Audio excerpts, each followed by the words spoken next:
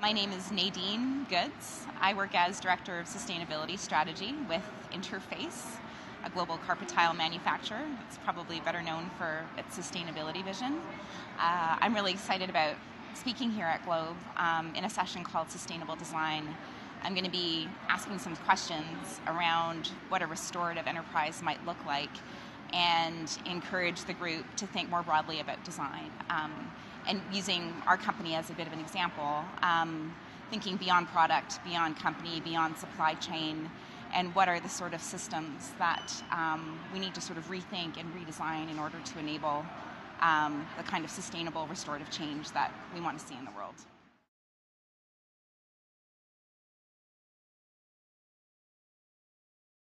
One of the key messages is thinking more broadly about design and sort of systems conditions that we need to create through multidisciplinary, multi-stakeholder collaborations to enable real workable innovations to emerge. I'm going to be talking about a concrete example, a bit of a pilot project at Interface that we're really excited about that might inspire some new thinking about what sustainable design might mean. So we've been struggling with this question around how do we create economic value that also creates ecological and social value by redesigning our supply chain. And the partnership that I'm going to focus on is called the Networks Partnership. And what we've done is we've partnered with one of our biggest yarn suppliers, Aquafil. They've been able to find a new source of recycled content. Nylon is the biggest ingredient in our carpet fiber. We use two different types, nylon 6 and nylon 6/6. Aquafil's been able to recycle old fishing nets made out of nylon 6 into carpet fiber that they sell back to us.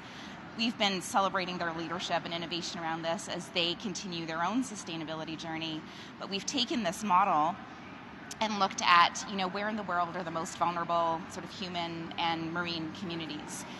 Worked with some marine conservationists, some ENGOs, including Project Seahorse out of UBC, and landed on Danahon Bank, which is in the Philippines. It's home to one of 6 double barrier reefs in the world under threat by overfishing.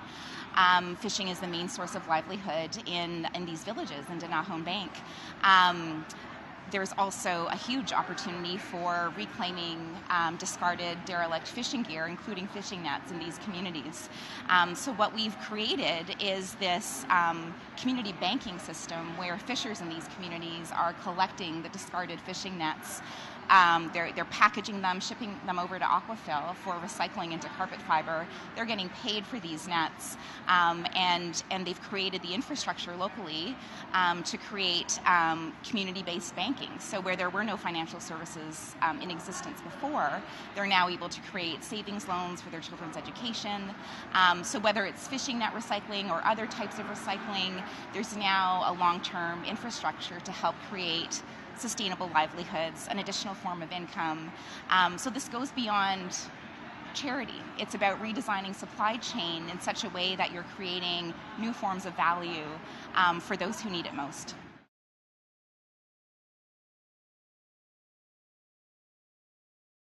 For us at Interface, the notion of a circular economy begins with questions around closed-loop stewardship. So beginning with ensuring that we're making products that can be stewarded in a closed-loop technical cycle. So for us, that means ensuring that our products can be diverted from landfill and fully recycled back into new products that are durable, high-performing, responsible, ethical, all of these sorts of things, while disconnecting ourselves from dependency on virgin raw materials.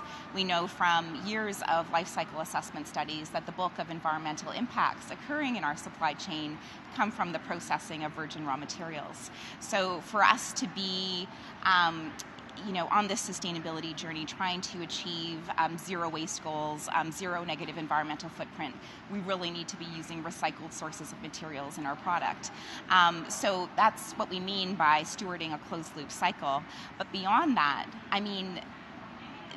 these sorts of goals really go beyond interfaces four walls and requires collaboration across our supply chain. So when we think about the circular economy, I think we need to be thinking about new forms of collaborations.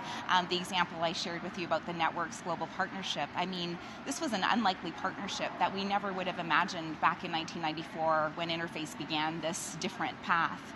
And I think partnering with some of these unusual suspects when it comes to business partners has led to some real innovative, beautiful solutions that we're really looking forward to expanding.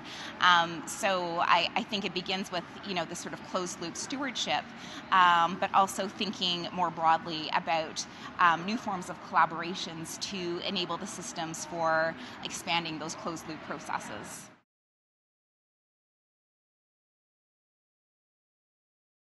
Thank you for the question, and I think that the tension about, growth, expanding a business on a planet with finite limits is absolutely sort of the critical question of our times. I think if Ray Anderson were still alive today, and he would get this question quite frequently, he would say that, there's an opportunity to take perhaps business away from those who are not quite as sustainable. So as if there's a place in this economy for unsustainable products, then we need to be doing more to capture more of the market share, is what his answer would be. At the same time, it means rethinking new business models. We have experimented with, carpet leasing programs. The Evergreen leasing program that was launched in the 90s did not take off as a viable business option at that time, but it's still on the back burner and something that we'd like to revisit. Can we imagine a different way of managing this particular product in the marketplace? And I think that's perhaps the immediate short-term answer to this question. If there isn't a way to make carpet tile sustainably, then there isn't a place for Interface in the future.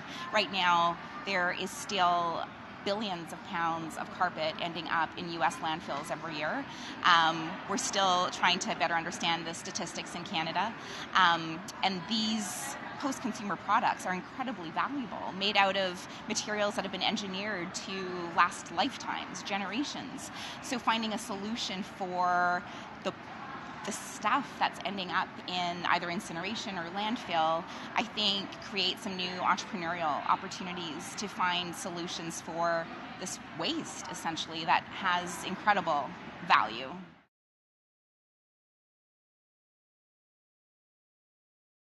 The value of events like Globe for me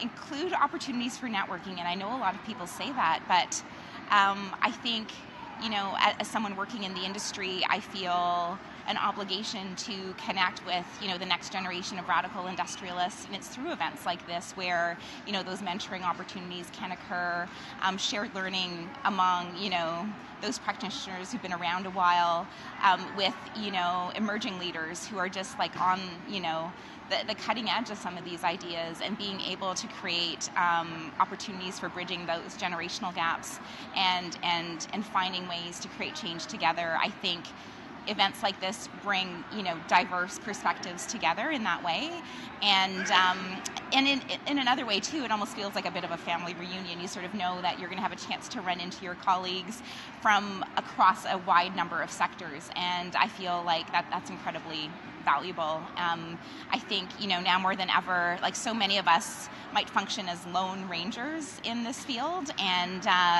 we need those support systems to continue this work, and events like Globe offer those opportunities.